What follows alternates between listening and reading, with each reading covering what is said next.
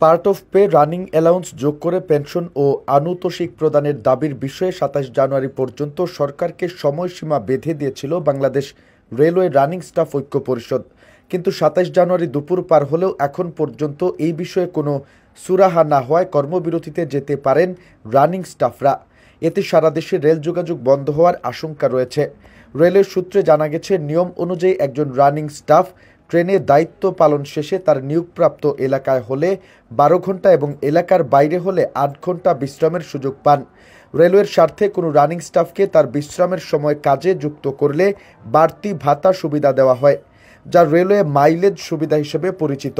Bangladesh railway guards council কেন্দ্রীয় কমিটির সম্পাদক আফজাল হোসেন বলেন, ২৭ জানুয়ারির মধ্যে মাইলেজ প্রদান সহ সব দাবি পূরণে রেলওয়ে রানিং স্টাফ ঐক্য পরিষদের পক্ষ থেকে রেলওয়ে কর্মকর্তা ও রেল মন্ত্রণালয়কে চিঠির মাধ্যমে অবহিত করা হয়েছে।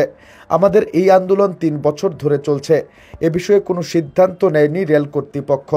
তিনি আরও বলেন, এ বিষয়ে রেল মহাপরিচালকের কার্যালয়ের উপপরিচালক আন্দোলনকারীদের সঙ্গে আলোচনার জন্য ২৭ জানুয়ারি বেলা ১১টায় আমন্ত্রণ জানান।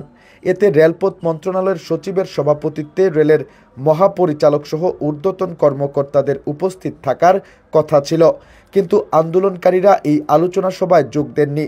কারণ আমরা জানি, এই আলোচনা সভায় গেলে আমাদের কাছে আবারও তারা সময় চাইবে। অতএব আমাদের দাবি না মানা পর্যন্ত ২৮ জানুয়ারি থেকে অনির্দিষ্টকালের জন্য কর্মবিরতির যে ঘোষণা দিয়েছি সেটি বহাল থাকবে।